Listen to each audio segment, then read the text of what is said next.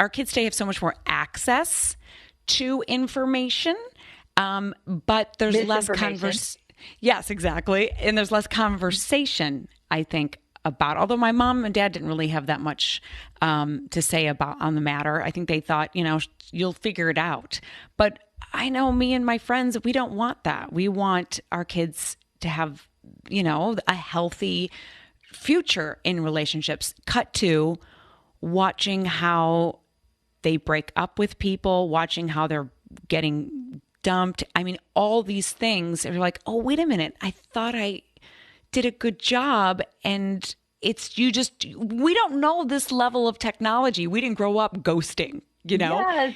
Do you cover those type of current dilemmas with teenagers in the book? How to break up properly and not just ghost or so on and so forth? Yes. I call it sexual etiquette, and that's something I definitely feel strongly about. Do you talk to the boys in your house about sexual etiquette? Because that's something a mom can do with their son so beautifully. Can make such a difference. Yes and no. My son, my biological son, I don't feel comfortable as a stepmother with the other ones, but my husband takes care of that. But my son is a little bit shy about it, but I still move forward. I just probably don't have the right verbiage. But so I'm like, I wish I had a great book to hand him. And that's why I was like, oh my God, no shame. Dr. Leah Liss is on the show. I'm handing him this book, but you can't this can't substitute parenting. No. I mean, sexual etiquette is very important. Some things like no next day ghosting. I always say always write it, even if it's not long term, it's not love. You always write a lovely note the next day, and you can be very clear with that you're maybe not into a relationship from the start of things, which is nice to be clear about your boundaries. But sexual etiquette is very important, and for even parents, see a lot of parents who have kids who are maybe more shy or more socially awkward. And so for those parents, I actually have a section on flirting training and rejection practice, because Ooh. not every kid is good at that stuff.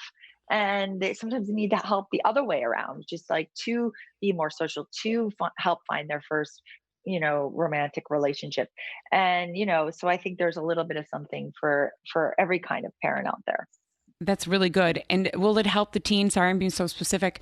Will it help the teen, like for instance, one that might not want to break up with someone, but they broke up on their end, but won't let that other person go and start seeing other people on the side because they don't know how to let go. They don't want to be the bad guy or don't want to hurt the person's feeling.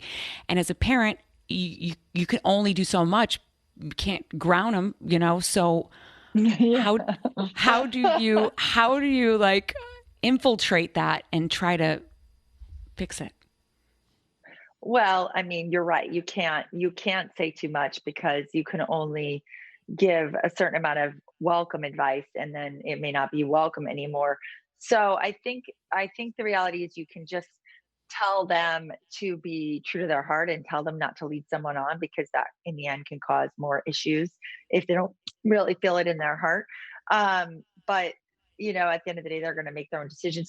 And also, it's really important that you lead by example. So if you live a life where you're honest with your person and your partner, and you try to express yourself in a positive way, then they're going to learn from that as well. So, but you got to let them learn. They got to let them make mistakes, and they will get burned by that kind of behavior in the end, because when they do break up, the Totally. breakup will be more painful. So maybe that's just the lesson they have to learn.